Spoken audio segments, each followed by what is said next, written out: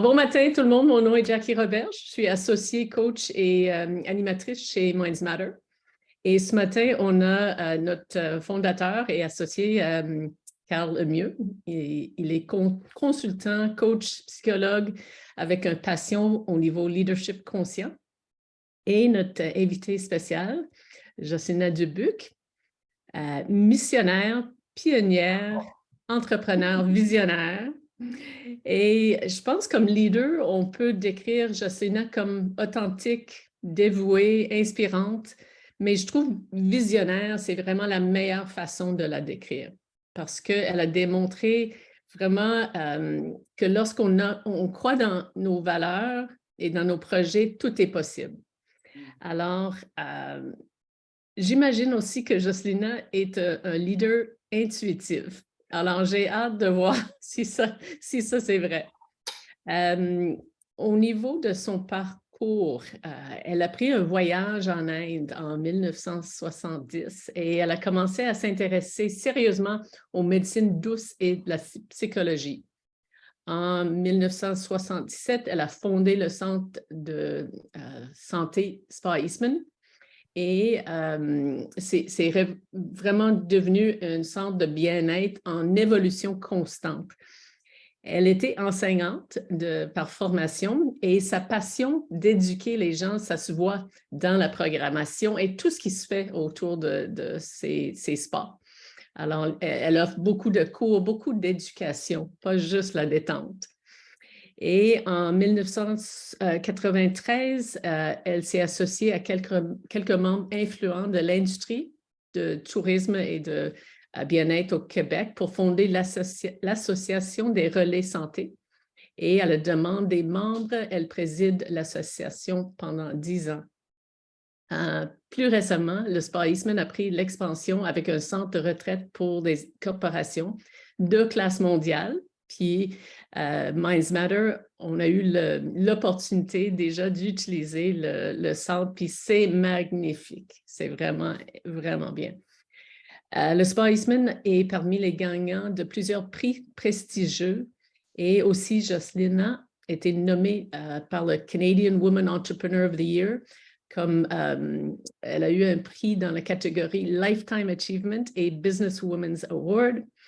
Et finalement, je vous présente Jocelyna, une femme avec une passion contagieuse pour transmettre et faire partager le mieux-être à tous. Alors, merci d'être parmi nous ce matin, Jocelyna. Merci beaucoup, Carl, je vous donne la parole maintenant. Et s'il y a des questions, n'hésitez pas de les mettre dans le fil de discussion ou levez votre main. Merci. Avec cette belle introduction de Jackie, on veut vraiment tomber dans le vif du sujet, mais je vais nous inviter à prendre 1 minute avant de sauter dans la conversation.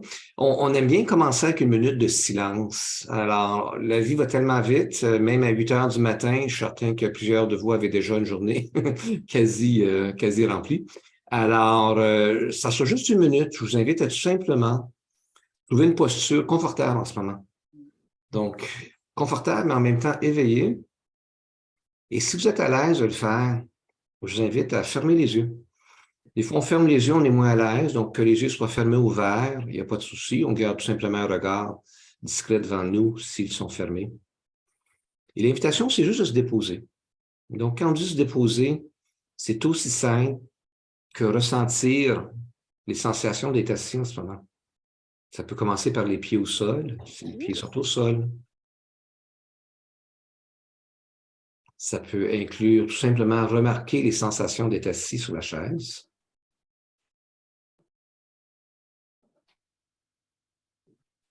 On peut se permettre un regard vers l'interne, juste observer l'état émotionnel dans lequel vous êtes. Déjà ce matin à 8 heures, donc possible qu'il y ait des émotions qui sont de nature positive, de l'enthousiasme, de la curiosité, de la joie. Des fois, on se réveille les matins, il peut y avoir des émotions qui sont plus difficiles, des fois de la tristesse, des fois le stress, les inquiétudes. Donc, l'invitation, c'est tout simplement s'ouvrir à tout ce qui est présent, sans jugement, curiosité. Et se déposer dans la respiration. Tout simplement observer le corps, qui inspire, qui expire naturellement. En toute simplicité. C'est normal, l'esprit vagabond, on le ramène, on le dépose en respiration. Et 2, 3 respirations de plus.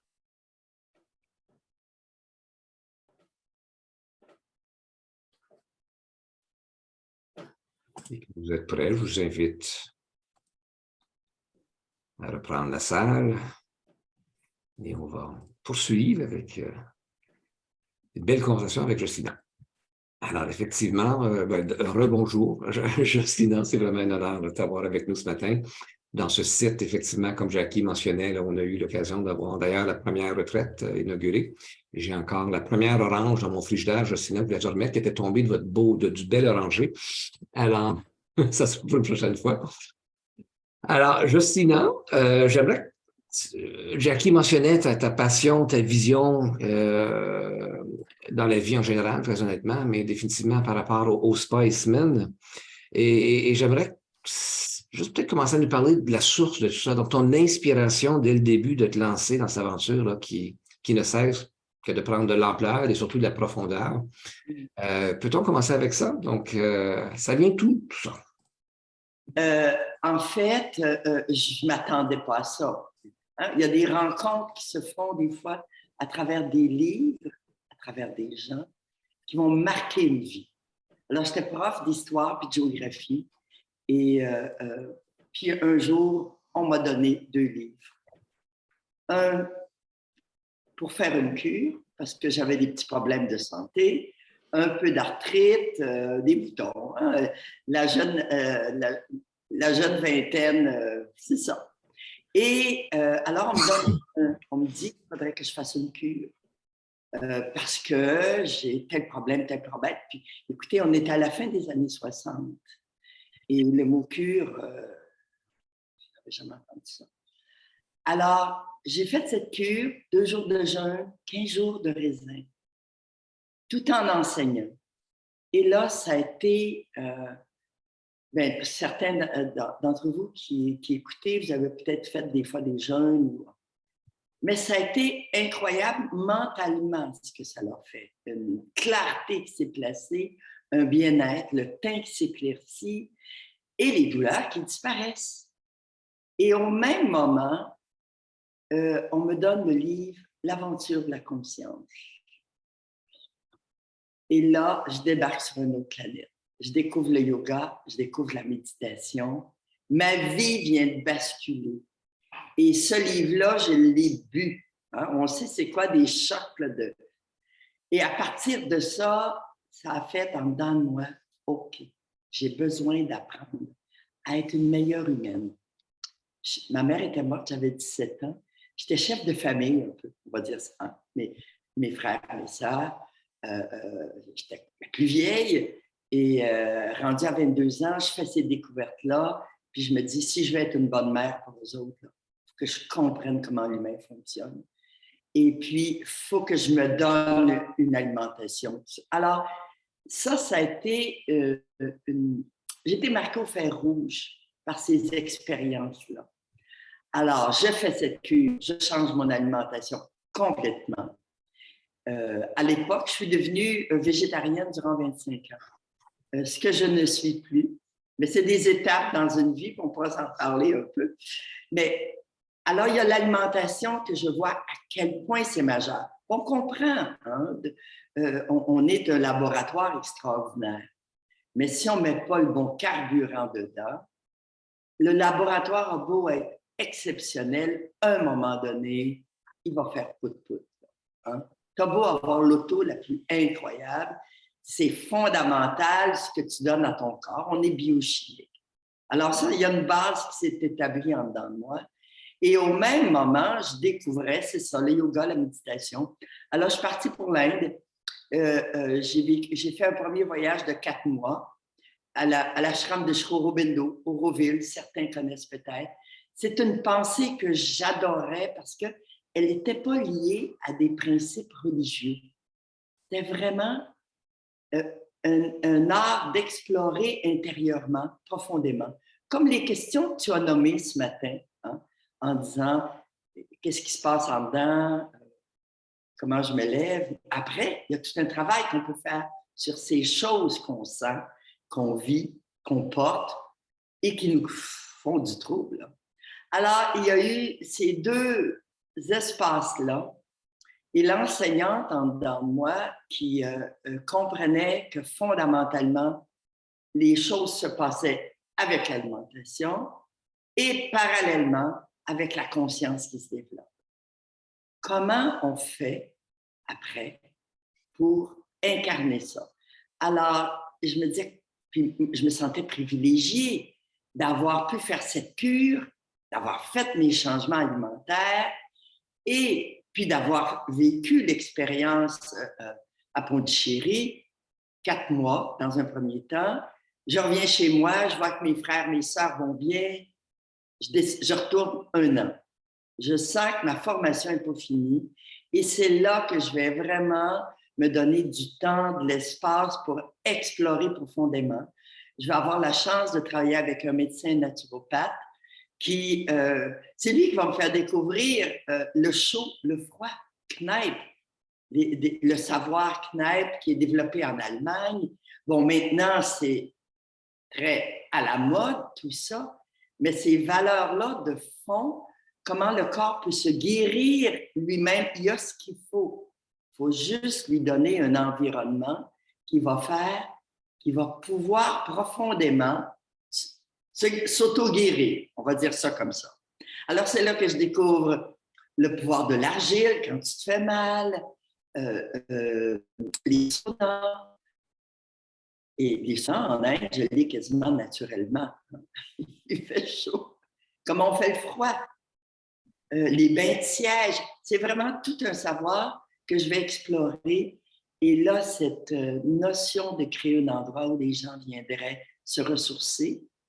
Je me vois au Québec, je ne me vois pas ailleurs, mais je ne sais pas comment. Je ne viens pas de l'hôtellerie ni de la restauration. Je ne suis pas cuisinière. Alors, on s'entend que il y a une curiosité fondamentale qui se place en dedans de moi.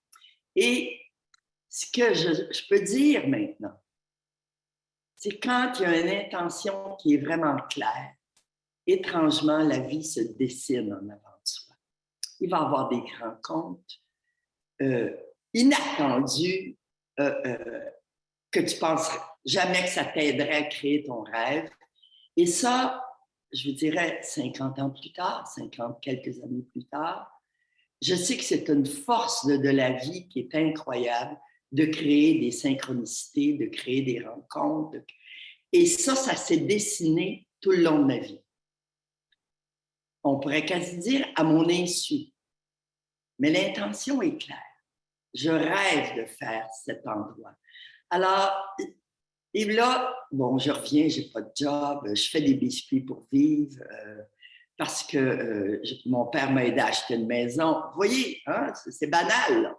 Mais qu'est-ce que tu fais quand tu reviens? Je sais que je ne retournerai pas enseigner.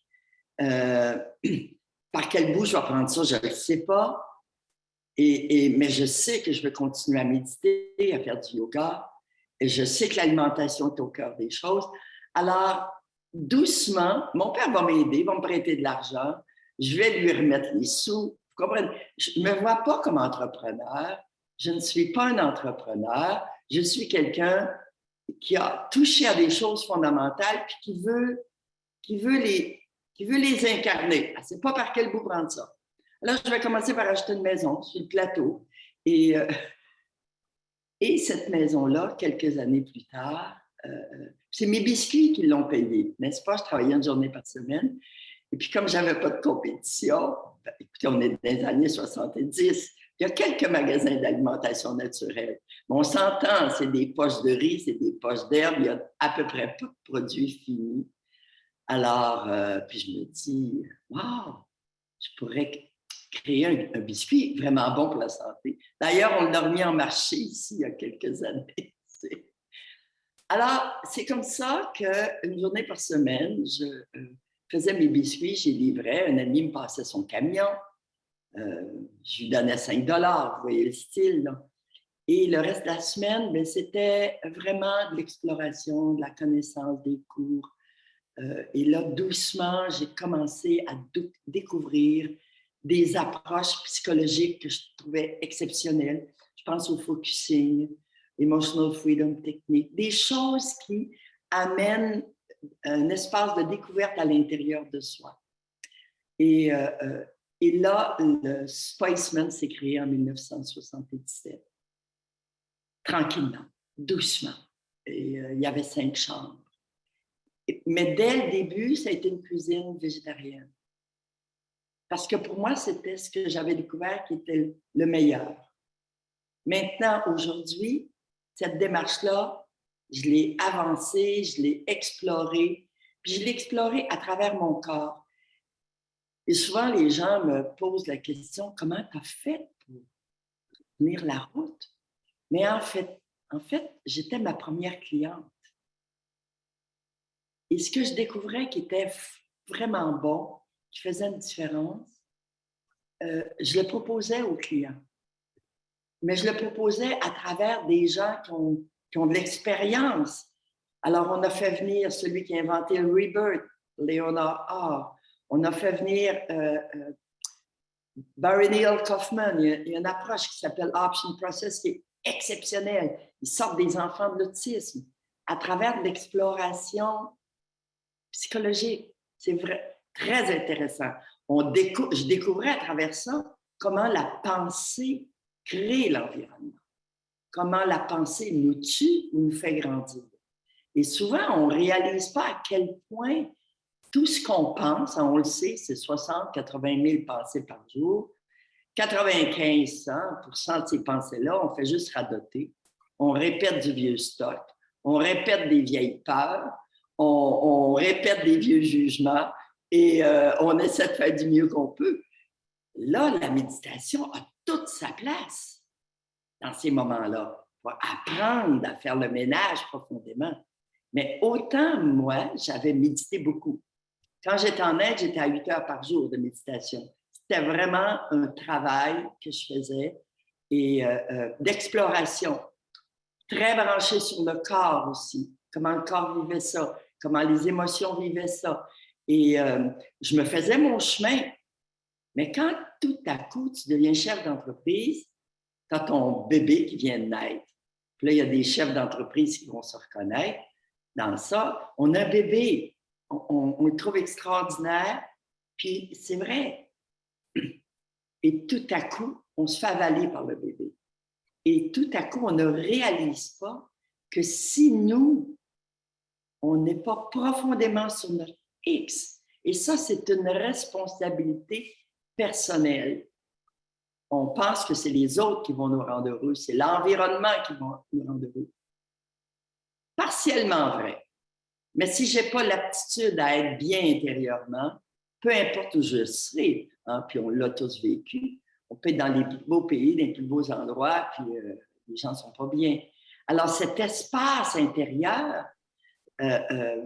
où on prend la responsabilité profondément de ce qu'on crée, des malheurs et des bonheurs. Comme chef d'entreprise, on en crée des malheurs et des bonheurs. On s'en fâche, on se relève. Mais là, tout à coup,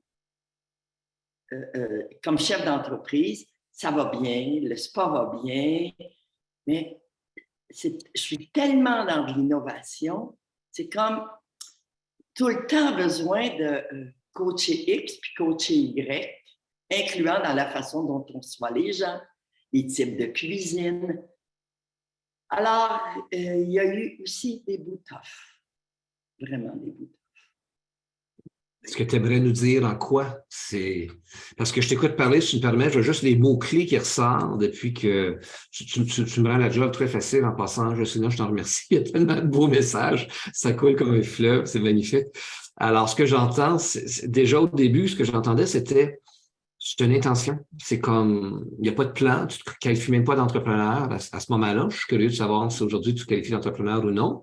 Mais il y a une intention, il y a des synchronicités, il y a une ouverture à ces synchronicités-là.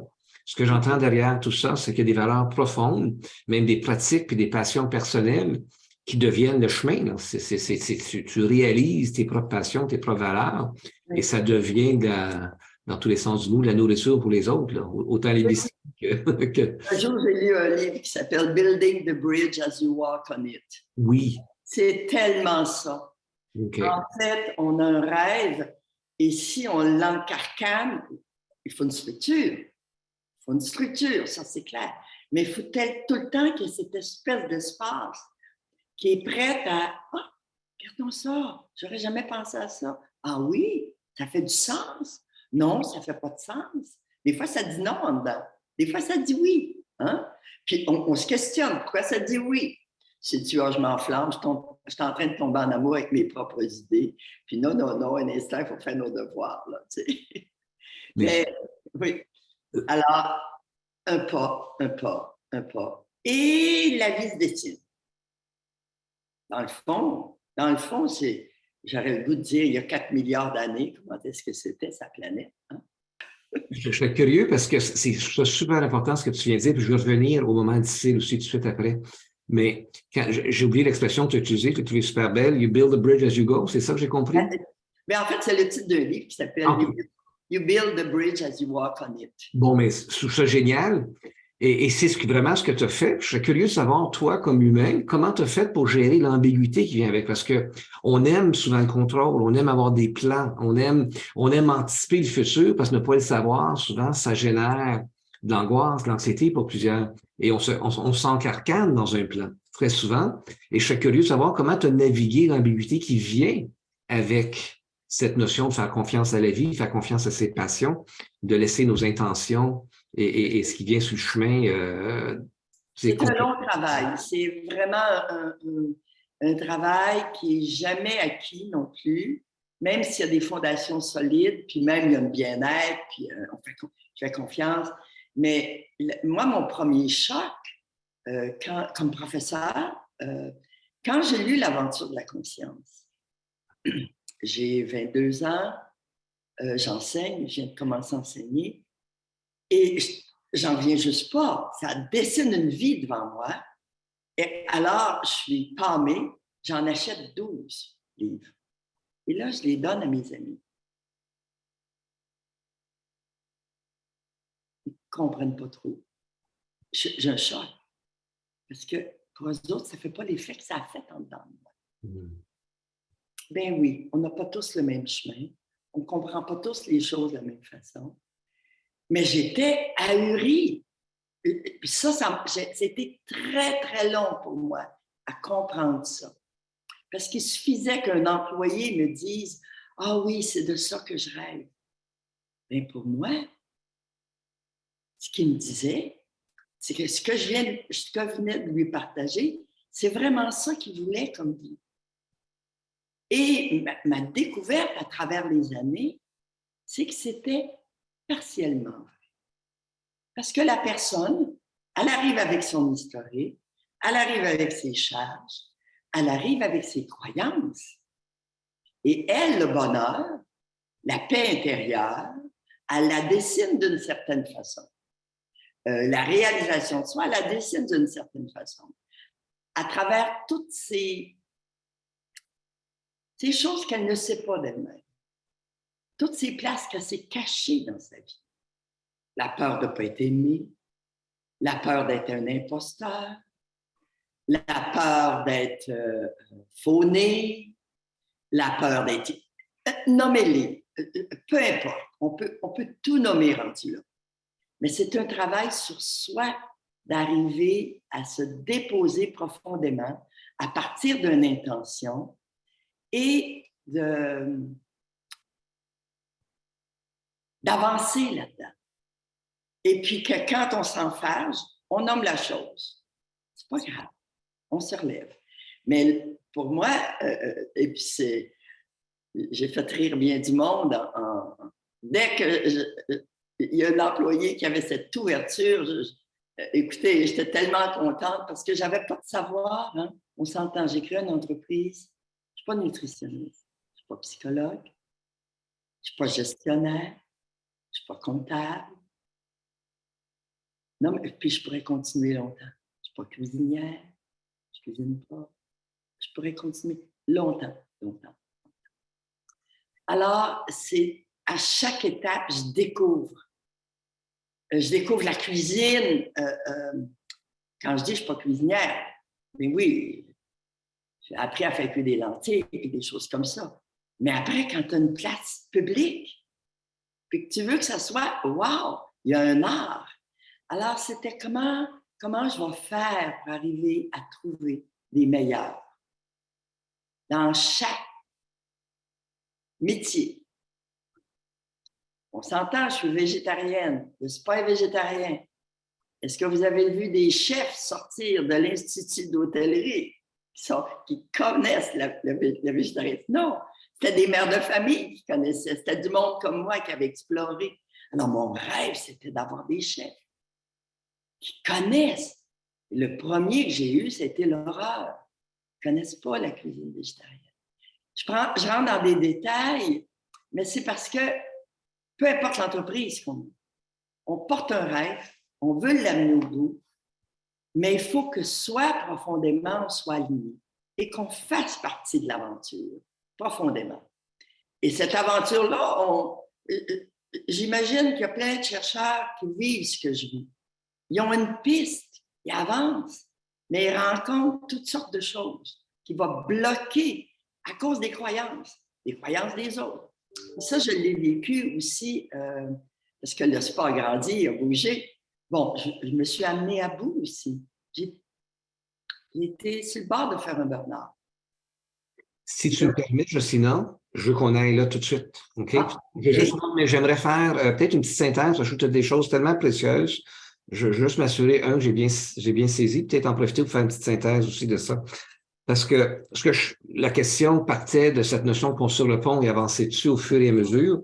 Moi, ce que j'ai entendu, c'est que le facteur de succès dans ça, c'est vraiment de voir bien se déposer dans son intention. Moi, c'est ce que j'ai entendu dans ça. C'est qu'il faut être clair. Il faut être clair dans son intention, mais tu es allé plus loin que ça. Il faut aussi avoir une bonne compréhension de ses peurs, de ses croyances, les choses qui peuvent venir dans le chemin. Parce que moi, je mentionnais justement, les gens ont peur d'avancer dans l'ambiguïté, donc de pouvoir noter ces peurs-là et de finalement, moi, ce que j'entends, c'est qu'il y a une première étape de bien s'enligner comme individu. En fait, de ne pas avoir peur d'aller consulter. Et l'autre chose que tu mentionnais, d'aller chercher les meilleurs autour de toi. Qui m'ont aidé à avancer là-dedans. Je vous l'ai dit, je ne suis pas psychologue, mais quand j'ai découvert Dr. Eugene Gendlin avec le focusing, c'était « Wow, le corps parle! Oh my God, il y a des images! Il y a du savoir! Il y a des gens qui ont exploré ces univers. Oh, j'ai le goût d'apprendre ça! Alors, on fait venir les meilleurs. On suit les cours. On se déguise en client. On est client. Et il y a de la joie qui se dessine à travers ça. Extraordinaire. C'est des découvertes qu'on fait. Et ce que j'entends, c'est qu'il y a eu quand même une période importante de toi t'asseoir dans toi bien comprendre. Alors, souvent qu'on pense qu'entrepreneur, c'est bien comprendre notre environnement externe, c'est d'avoir des bons plans, etc. Fait, il y a plusieurs décennies, ce que j'entends, de vraiment bien te positionner dans toi, continuer à apprendre, et je te connais, je sais que tu continues à apprendre. Et là, j'aimerais effectivement, c'est moi qui te coupe la parole, je vais revenir à ce que tu commençais à dire. Avec tout ce bagage de connaissances-là, ce que tu commençais à dire, c'est qu'il y a quand même des moments difficiles dans ça, chose que la plupart des entrepreneurs, des leaders, des professionnels vivent aussi. Alors, pourrais-tu effectivement, s'il vous plaît, nous amener dans comment peut basculer une vie qui, à la base, est assise sur des choses très solides, là? Pourrais-tu nous dire effectivement comment ça s'est passé? Déjà, financièrement, c'était très difficile, tout le long. Ça fait vraiment des bouts, là. J'écris à tous mes fournisseurs, puis je dis, écoutez, pour les prochains 6 mois, je ne peux pas vous payer. Ça, il faut que je paye mes employés. Moi, je ne suis pas payé. On oublie ça. Mais il faut que je paye mes employés. Il faut que je paye Hydro. Et je leur dis, écoutez, donnez-moi 6 mois. Il y a une transition. Et tout le monde l'a fait. Tout le monde l'a fait. Et au bout de 6 mois, on s'entend, je n'ai pas beaucoup de sous. Alors là, je leur ai envoyé une lettre de merci et je leur ai un tout petit chèque, mais j'ai mis un massage dedans aussi. Ben oui, il faut qu'ils sachent, les autres ne se font pas masser. On est dans les années 90, là, ils ne se font pas masser. Ils pensent que le massage, là, oh, c'est juste pour les femmes. Puis, oh. Hein, il y a toutes sortes de croyances, surtout les hommes, les chefs d'entreprise. C'était touché, cet espace-là. Alors, il y a eu ça, mais c'est des étapes pas faciles. Et à un moment donné, tu sais, je vous ai dit, je veux le bon cuisinier. Et là, je me souviens, entre autres, ce chef français, mais il ne comprenait rien à la cuisine végétarienne. Il était bon, fait que des légumes. Alors, il y a un stress qui a commencé. Et là, pouf, je me souviens, là, restait des journées chez moi, tranquille. J'avais une excellente directrice générale, mais j'allais pas bien. Un pas. Alors, je suis retournée. Qu'est-ce qui fait que, avec toutes ces connaissances, toutes ces belles pratiques, est-ce que tu as remarqué qu'est-ce qui est arrivé pour que ça glisse vers ça? Bien, en fait, il y a des choses que je ne faisais plus. OK. La méditation. J'allais marcher, mais la méditation, je ne la faisais plus. Cette exploration comme une discipline, vraiment, d'écriture et de méditation, parce que la passion nous prend aussi. Il y a du bonheur, du bien-être. Et là, le corps a commencé à... j'ai fait de la fibromyalgie. La fibromyalgie, pourtant, je mange bien. Et on est en 94. Et là, au hasard, j'ai un médecin qui est chez nous comme client. Puis là, je vois qu'il y a des douleurs dans mon corps. Des fois, c'est dans les épaules, des fois, c'est dans les genoux, difficulté à lever une jambe. Non, c'était costaud. Et il ne pouvait plus me faire masser, c'était pire. Je mal pris. Qu'est-ce que je vais faire? Alors là, quand j'ai su que ça avait un nom, il ne savait pas quoi faire avec ça. Il savait qu'il y avait la composante du stress était là, le cortisol. Alors moi, j'ai fait à ce moment-là ce que je connais de mieux. Dans un premier temps, j'ai fait une cure de 10 jours de jus vert. Et au bout de 5 jours, jus vert, je me souviens, je ne pouvais pas lever mes bras. Non, c'était me peigner. C'était comme, c'était pogné. puis je mangeais bien. OK? À mes yeux, à l'époque. Et là, je fais cette cure au bout de 5 jours. Écoute, je danse, je suis lousse. Je vais être toute ma vie, c'est jus vert. Non. Bon, quand je reviens de cette cure que je fais, je recommence à travailler, je recommence à manger. Il y a des symptômes qui reviennent, moins importants, mais ils sont là pareil. Et ce n'est qu'en 2009, ça fait pas longtemps, là. Ce qui s'est passé en 1994, là, j'ai un ami qui m'a dit, écoute, j'ai l'impression que tu devrais réintroduire un peu de viande, un peu de poulet, un peu de poisson. Regarde tel chercheur, Dr. Barry Sears. Wow! L'équilibre des protéines, lipides, glucides. Ça a fait une grosse différence. Et je me suis remis à faire de la méditation. Pas beaucoup, puis de la cohérence cardiaque aussi. Ça a commencé là. Et, mais il restait des fois des tendinites, des bursites. Mon énergie était mieux, mais il y avait des limites. Et c'est juste quand j'ai lu les travaux du docteur Seignelay. Et, tu sais, je vous ai dit au début, walk the talk, tu as des intuitions, tu as des perceptions. Comment tu avances là-dedans? Bien, lui, c'est un médecin. Je prends quelques instants pour en parler parce que c'est un personnage peu connu, parce qu'il a été ostracisé. C'était pas payant pour l'industrie pharmaceutique ni l'industrie agroalimentaire. Je le dis crûment comme ça. Mais c'est un grand chercheur. Il travaillait avec le docteur Kousmine, c'est le docteur Seignelay. Le docteur Kousmine, c'est elle qui a mis sur la carte la crème Bodwig. Plusieurs connaissent cette chose, crème Bodwig. Des chercheurs qui se disent, OK, 80-85% des maladies, peu importe la maladie, c'est l'art de vivre qui crée ça. Et moi, quand je lis ce livre, à nouveau, tu sais, j'ai dit, il y a des livres qui te marquent, puis il y a des livres qui font que quand tu as fini de le lire, tu ne te poses pas de questions. Tu dis, oui, il y a un chemin qui se dessine en avant de moi. Là, c'était au niveau de l'alimentation. Alors, je ne veux pas trop rentrer dans les détails, mais ça a été les fondations de notre cuisine qui s'appelle la cuisine tonique et qui fait que c'est pour ça maintenant que non, on n'a pas de gluten, non, on n'a pas de protéines laitières. Je n'ai pas besoin qu'une nutritionniste vienne me dire que ce n'est pas prouvé. J'ai juste simplement, c'est de l'expérience. C'est prouvé. C'est prouvé. Mais non, expérimente avec ton corps. Alors là, il y a eu des grands chercheurs qui ils ont planché là-dessus et puis qui ont fait « Wow, il y a de l'impact, il y a de l'impact, il y a de l'impact. » Alors, c'est sûr, on m'a dit « Non, c'est pas prouvé, Madame Dubé. » Vous avez juste à l'essayer.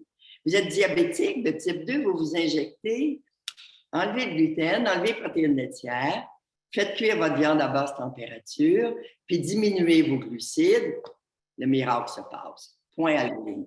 Alors, ça, là, hein, ça part. Qu'est-ce que tu fais avec ça à partir de ça? Mais tu crées une cuisine. Et les clients n'ont même pas besoin de le savoir que je fais tout ça. Je veux juste qu'ils trouvent ça bon. Je peux le confirmer, je suis non pour les convaincus. En plus, là, tu viens de donner énormément de bons détails sur l'impact que ça peut avoir sur nous autres et je peux te dire, ça goûte très bon. Si tu me permets, Jocelyna, je regarde le temps qui file. Je vais laisser la place aux questions aussi. On a des gens ici qui se joignent à nous, qui sont des gens qui performent. C'est des gens qui sont, certains, c'est clair, on peut tous tomber dans la maladie. On doit se préparer aussi à les hauts et les bas de la vie. Et ce que j'aimerais peut-être en mode synthèse un peu, c'est avec tout ce que tu as vécu au niveau de l'alimentation, au niveau, tu parlais de l'impact de la méditation, d'avoir laissé de retourner, tout ton alignement personnel, si tu avais un message à lancer aux gens qui se joignent à nous, qui sont des professionnels, des entrepreneurs, des leaders, qui travaillent très fort. Je ne connais plus personne qui ne travaille pas très fort aujourd'hui, qui n'est pas pris par la vie, la cadence de la vie, l'information qui nous vient tout bas, de tous côtés.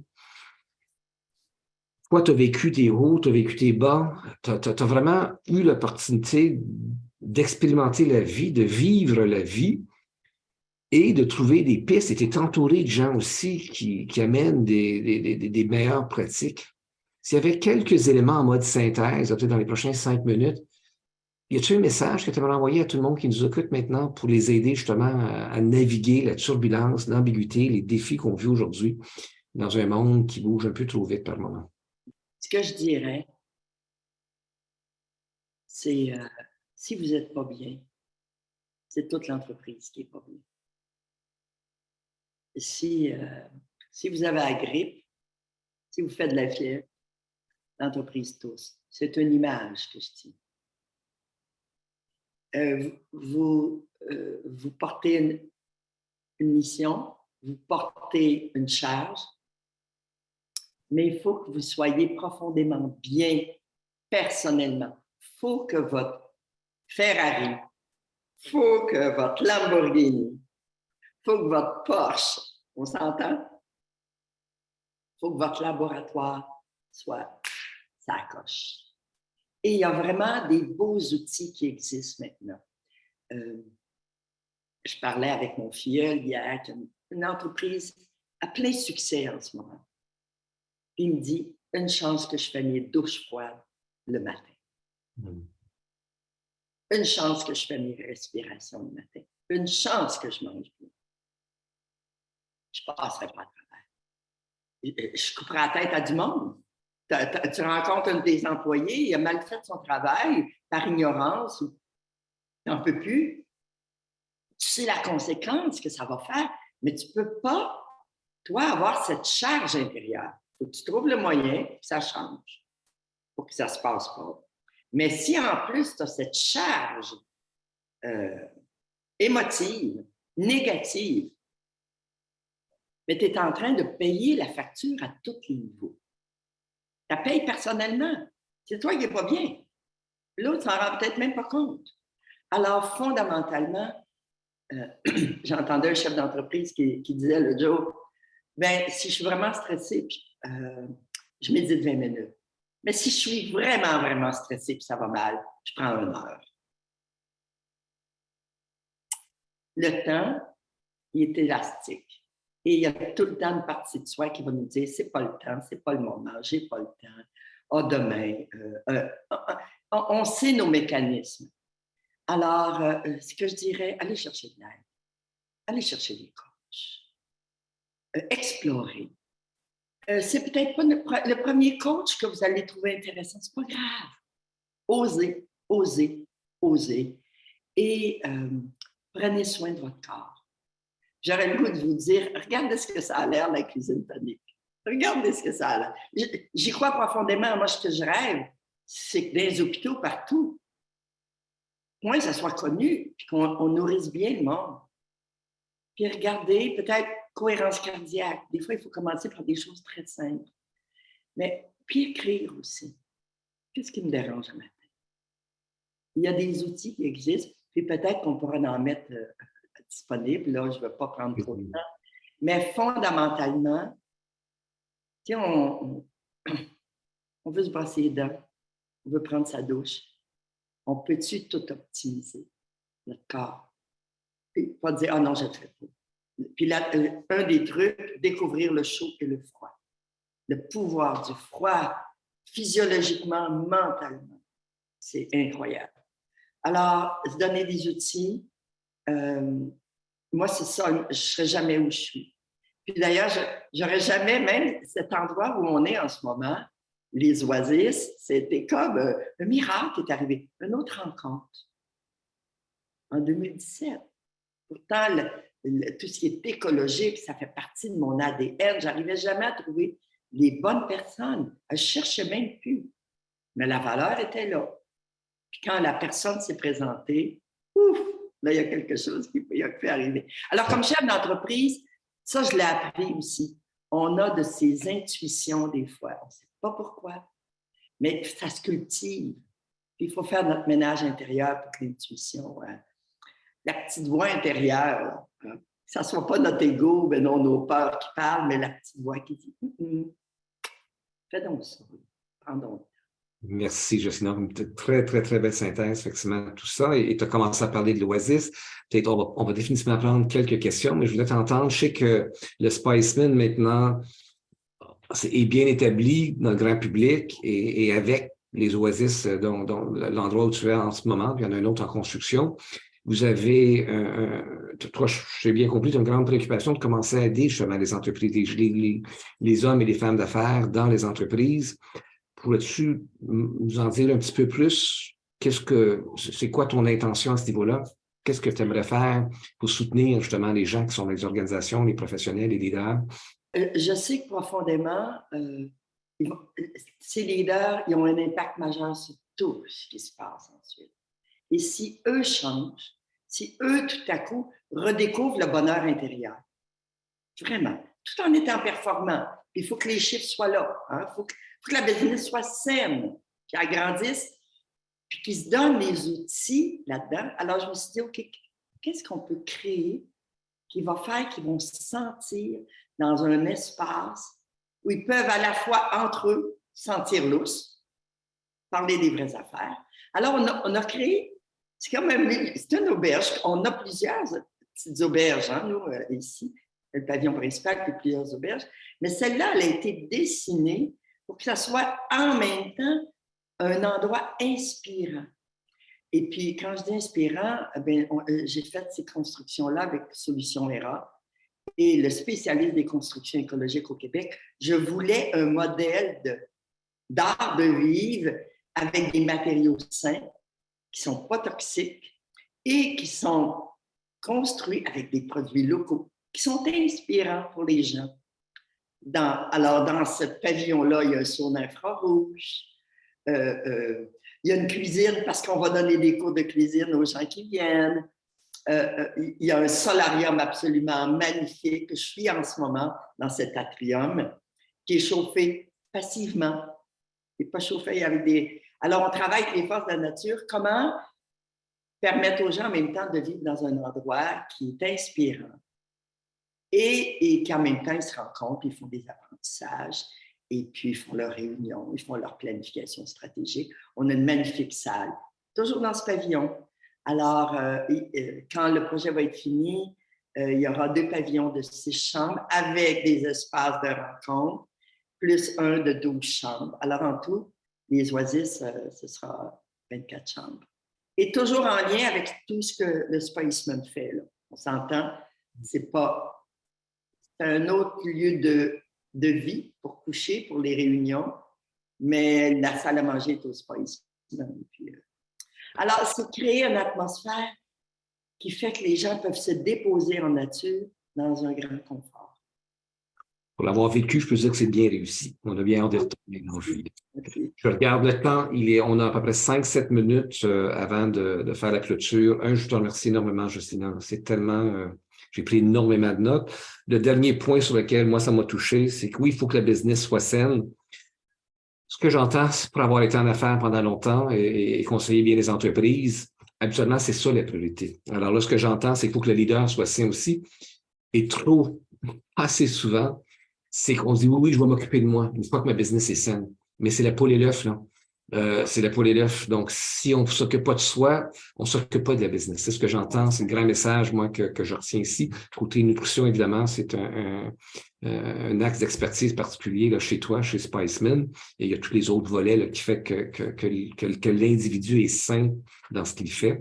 Donc, il va mieux faire ce qu'il fait. Donc, c'est peut-être l'inverse qu'il faut regarder. On part prendre soin de soi. Je vais prendre soin de moi, je vais prendre un scotch en arrivant. Oui, il y a un stress qui diminue, mais c'est pas ça vraiment. C'est ce que j'entends. C'est comme un petit plaster, c'est un petit bobo, mais le bobo, il n'est pas guéri. On ne vient pas de soigner le bobo. Mais là, il faut aller à un autre niveau. Oui. Merci. Carl, on a une question. Oui, alors s'il vous plaît, allons aux questions avant de clore notre rencontre ce matin. Merci, Jackie. Hélène. Bonjour, Mme Dubuc. Enchantée, c'est vraiment un grand plaisir de vous écouter ce matin. J'aurais une question, j'en aurais plein, mais j'en ai choisi une sur les hormones. Je suis vraiment curieuse de vous entendre quelques secondes. Je sais que le temps est précieux. Par rapport au lien entre la cuisine tonique puis les SPM, en fait, je dis SPM, mais tout ce qui est l'irritation par rapport aux hormones, on en parle de plus en plus et heureusement.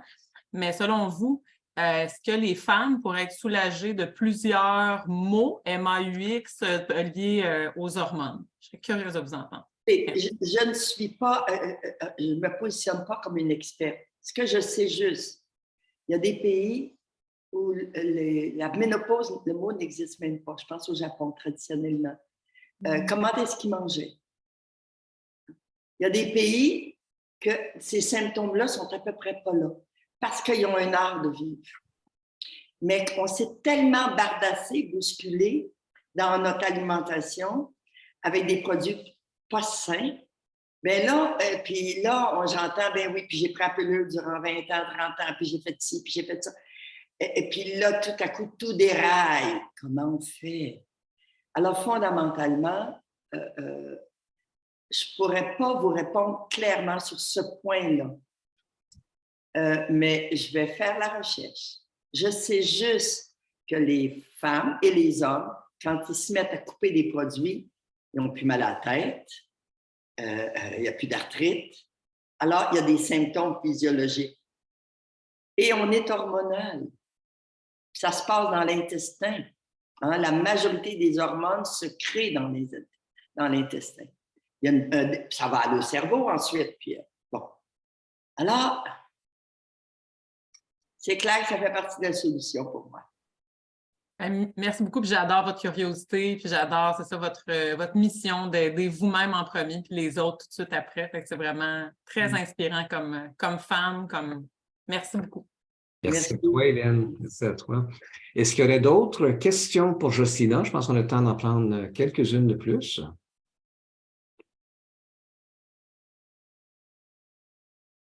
Si vous êtes bienvenue au micro, moi j'en aurai, il n'y a pas de problème. Puis Hélène, tu mentionnais que tu en as peut-être d'autres aussi, donc gêne-toi pas si jamais il y en a un autre.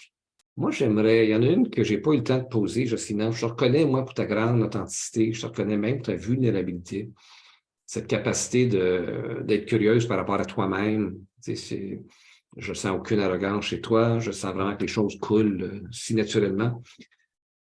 Tu me parlais en quoi en quoi ça te sert, et même déjà que je te dis ça, comment ça résonne pour toi? C'est l'importance de l'authenticité, l'importance de te permettre, tu sais, tu t'es permis de parler là, des défis que tu as vécus. On pourrait juste parler des succès qu'on a vécus, mais tu as vraiment décrit la vie dans toutes ces hauts et ces bas.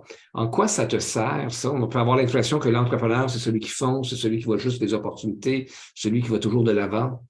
Comment tu navigues, toi, ces hauts et ces bas-là et l'importance pour... C'est très fatigant quand on clenche notre vie juste à regarder les opportunités. C'est le fun un bout, mais à un moment donné, ça goûte plus bon. Puis il y aura toujours des opportunités. Et oui, je me mets dans l'espace d'être vulnérable. D'un, c'est un beau cadeau de la vie d'avoir pu la retrouver.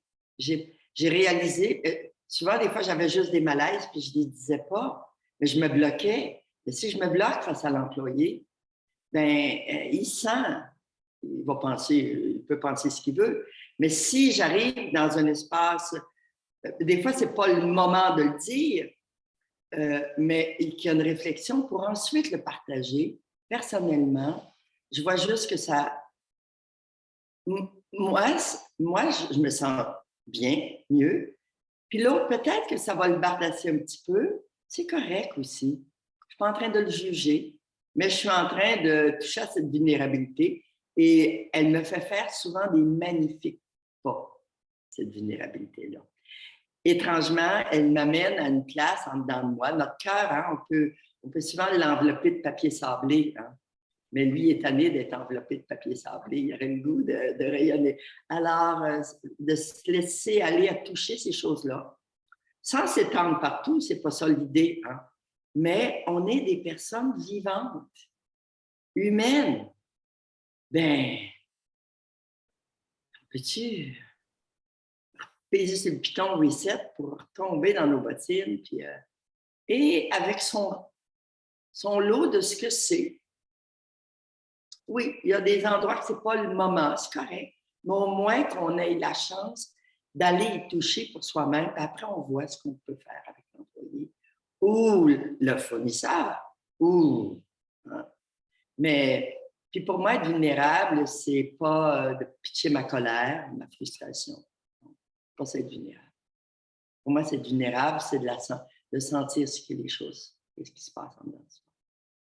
Il y a Brené Brown que j'aime bien, là, qui mentionne. Par la beauté, puis la douleur. Hein?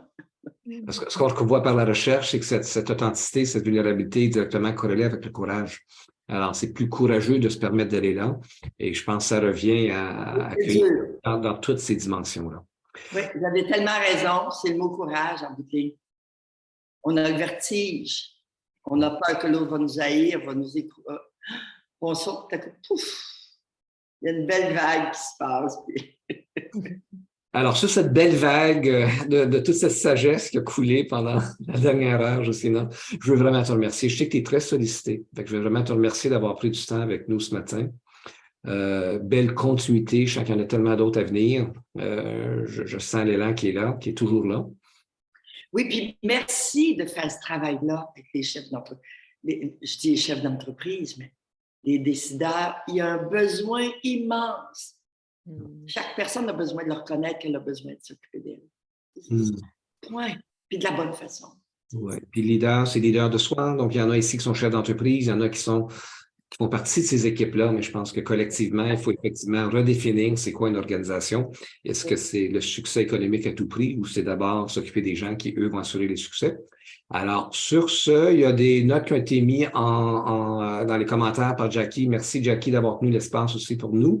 Donc, il y a des retraites à venir, justement, au Spiceman à reprendre. Il y a d'autres. Notre prochaine invitée sera Katrina Milietto, qui est avec nous d'ailleurs aujourd'hui. Je te remercie, Katrina, d'être avec nous. Donc, on a très hâte de te parler le mois prochain. Donc, encore merci, merci Jocelyna. Merci à toutes et tous qui sont joints à nous. Toujours un plaisir de vous avoir, que ce soit en direct ou en rediffusion. Alors, je vous souhaite une belle continuité dans votre journée et au plaisir de se retrouver le mois prochain.